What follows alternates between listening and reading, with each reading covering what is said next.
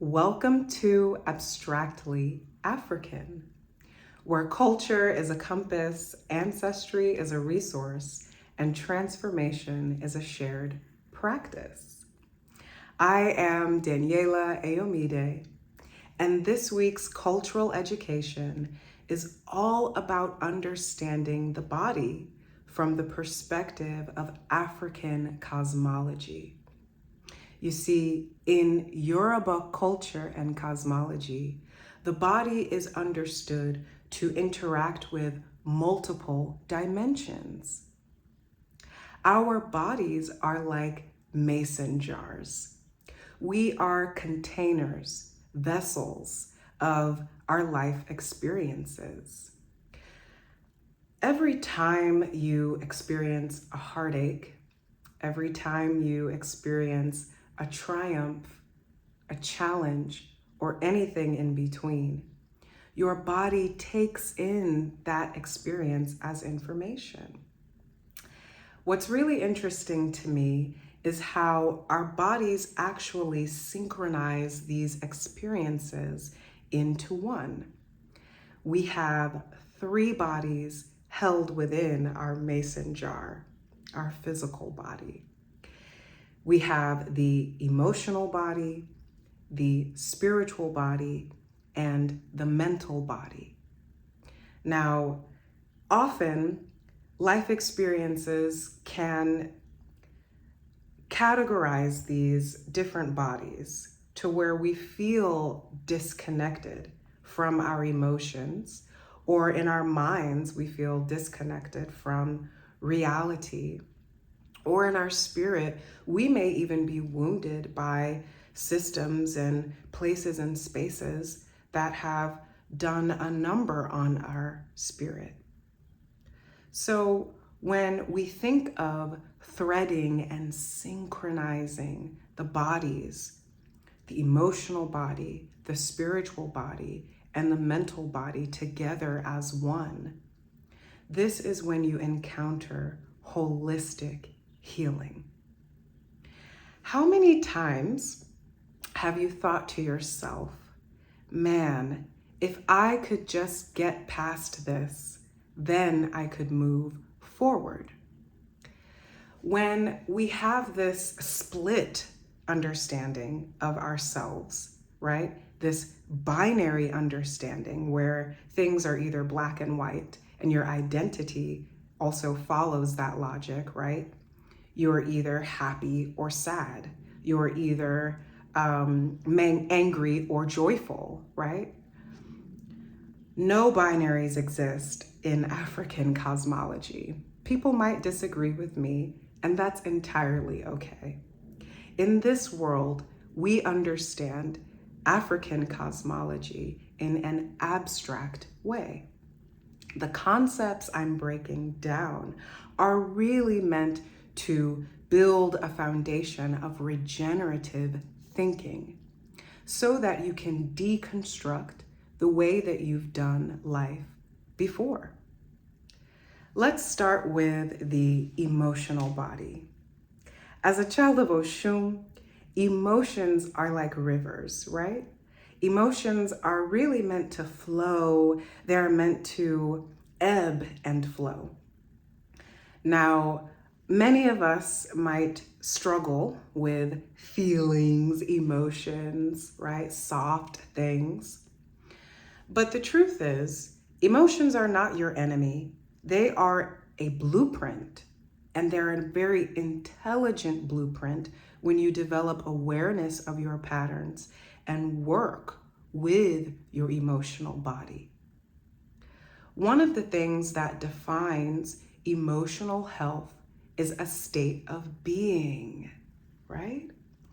A state of being involves movement. Now, we're all made up of particles that move. Yes, they're called atoms. Particles constantly moving in space and time. Electrons and protons. In an African perspective, that's the ashe. the energy of all there is that is constantly moving and fluctuating and responding. And that's how emotions work. Sometimes people don't have control over their emotions, and rather their emotions control them. But when you use your emotions as a blueprint to understand yourself, then you can develop a pathway toward healing. Some of the things that may disconnect us from our emotional body are outliers or outer influences, right? Sorry, outer influences. And these outer influences are the combination of society, family, employers, institutions, and the list actually goes on. Your external world can definitely impact your emotional body. And when you take in external information into the emotional body, many struggle with internalizing and really almost assuming other people's words and emotions as their identity. Let's break that down.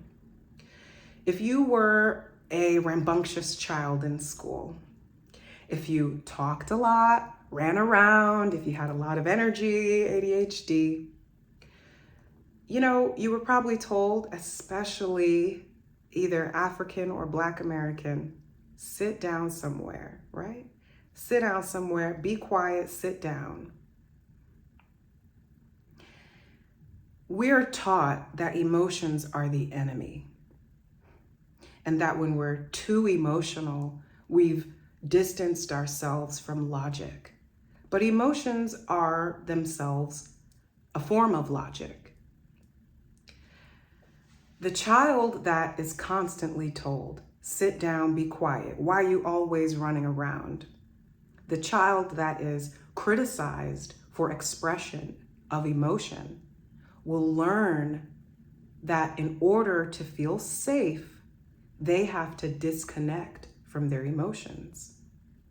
Then you may lead yourself through life with that idea that emotions are something I need to distance myself from. But when you lean in with regenerative thinking and you zoom in and then zoom out, you can see the landscape of emotions. Really, you can choose how you feel. It might sound crazy, but it's true. You have power over how you feel, and internalizing narratives from the outside world and external forces is something that can be healed. Emotions, if we think of them as atoms, right? If we go to an atomic level, each emotion we experience is charged with energy. In my hand, I'm holding a lapis lazuli. Let's get a good look at that. Ooh. Lapis lazuli is a semi-precious stone that promotes when you meditate with it, work with it in really cool ways. It's a stone that charges the feelings of emotional and mental relief. You can experience clarity. You can experience soothing feelings when you work with lapis lazuli.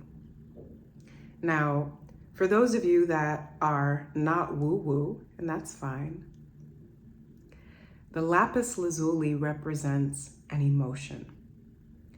This emotion charged with energy, when you become aware of it, enters your consciousness, and you think, oh, what am I feeling? Then when you identify what you're feeling, this is a lapis lazuli. I feel angry. I feel disappointed. From there, you can chart a pathway to think regeneratively. Now, what are some of the things that might hold you back from charting a pathway to healing your thoughts? Isn't that funny? Because your thoughts are the mental body. Didn't I say it was all connected? Well, the interesting thing about individual emotions is that sometimes they leave impacts that are long lasting.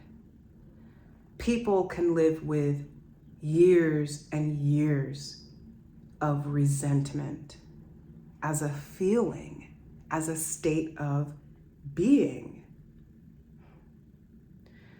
People can also live with something that is in between resentment and joy, which I would describe as complacency. Complacency, yes, it's not an emotion, but it is a state of being. So I have another stone in my hand, right? So, and this is hematite, by the way, in case you're interested.